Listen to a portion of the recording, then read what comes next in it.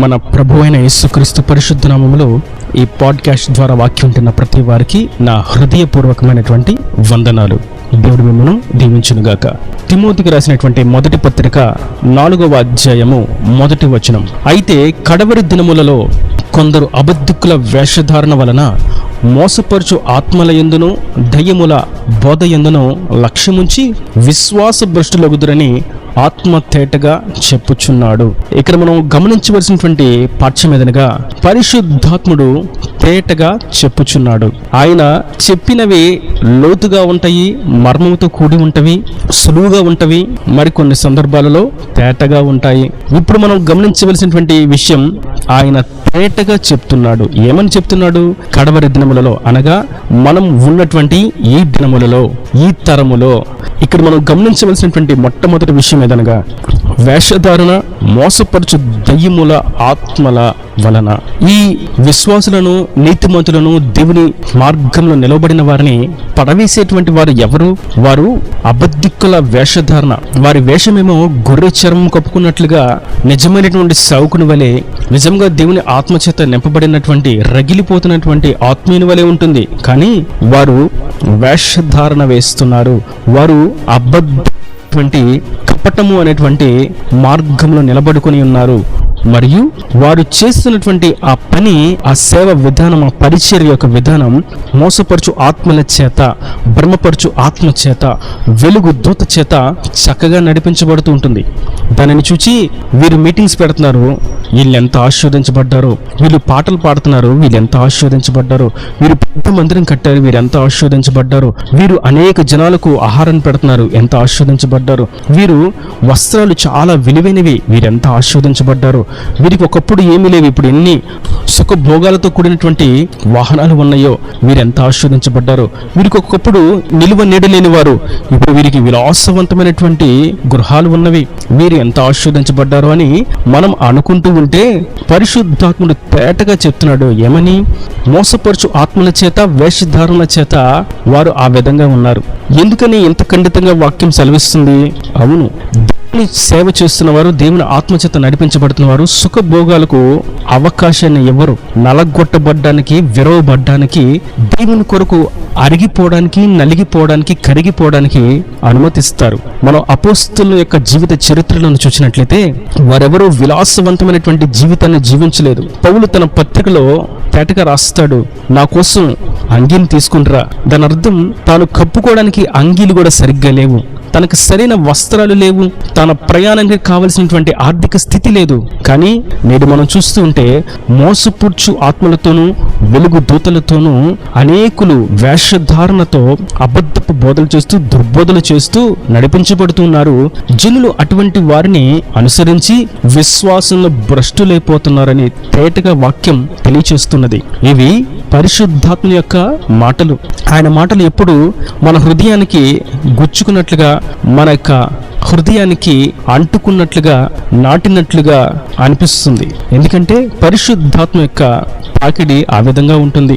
ఆయన అంటున్నారు, మీరు విశ్వాసంలో భ్రష్టులు కాకూడదు, విశ్వాసంలో అంతకంతకు ఎదగాలి, వృద్ధి నొందాలి అంటే మోసపుచ్చు ఆత్మల యందు లక్ష్యం ఉంచు వారిని కాదు, దేవుని ఆత్మ చేత నడిపించబడుతున్న వారిని గురిపెట్టి చూచి వారిని మీరు అనుసరించాలి.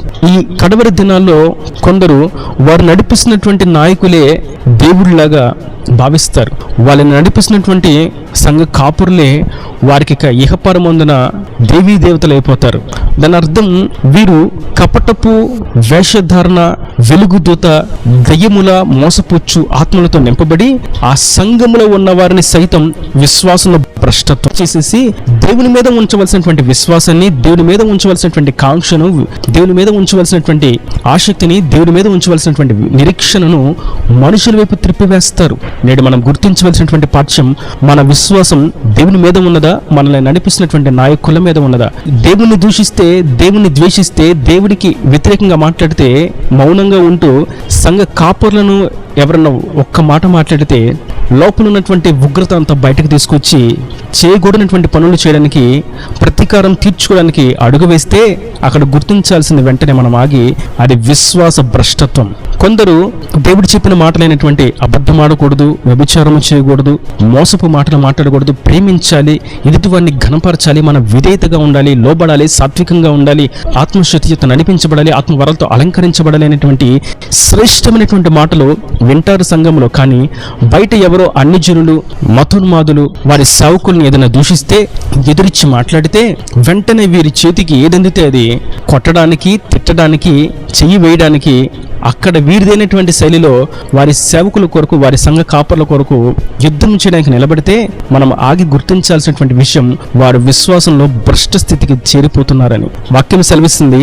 ఇది కడవరి దినాలు. ఈ దినాల్లో విశ్వాసంలో భ్రష్టులైపోయేవారు మనకు అనేకులు కనపడుతూ ఉంటారు.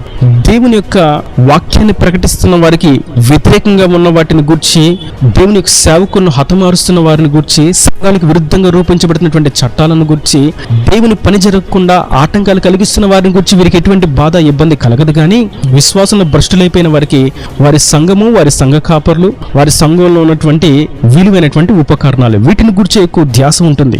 సౌండ్ సిస్టమ్ పొరపాటున ఏదైనా జరిగితే దాన్ని గురించి ఎంత విమర్శ, ఎంత రాద్ధాంతము చేసి వారిని సంఘంలోంచి బయటకు పంపించేంత వరకు వీరు నిద్రపోరు. ఇది విశ్వాస భ్రష్టత్వం.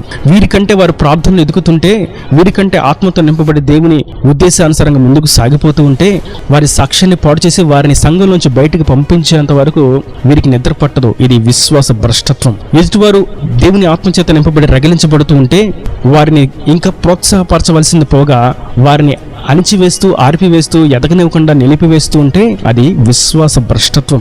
దేవుడు సుఖభోగాలందు మీరు లక్ష్యం ఉంచకండి, ధనాపేక్షను మీరు విడిచిపెట్టండి, ఎదుటివారిని ప్రేమించండి, మీకున్నది మీది కాదు అన్నట్లుగా జీవించండి, తోటి వారికి సహాయం ఇచ్చేయండి అని బోధిస్తుంటే ఎంతసేపటికి వీరే కూర్చుకోవాలి, వచ్చిన కానుకలు వీరే దాచుకోవాలి, కానుకలు కూర్చుకోవాలి, సంఘానికి ఉపయోగించకుండా నా సొంత విషయాల కొరకు, ఇల్లు కట్టించుకోవడానికి, పిల్లల చదువు కొరకు, సుఖభోగాల కొరకు, విలువైన వస్త్రాల కొరకు ఖర్చు పెట్టుకోవాలి అని ఆలోచిస్తే అదే విశ్వాస భ్రష్టత్వం. మనం ఇలా చూస్తూ ఉంటే విశ్వాస భ్రష్టత్వాలు మనకు అనేకం కనబడుతూ ఉంటాయి. ఈ అంత్య దినాల్లో నేడు మన తరములో కూడా అనేకమైనటువంటి పరిస్థితులను మనం చూస్తూనే ఉన్నాం ఈ నేత్రాలతో. అయితే నేడు మనం గుర్తించవలసినటువంటి పాఠ్యం ఏదనగా, మనము దేవుని ఆత్మచేత నడిపించబడుతున్నామా లేక మోసపుచ్చు ఆత్మల చేత నడిపించబడుతున్నామా?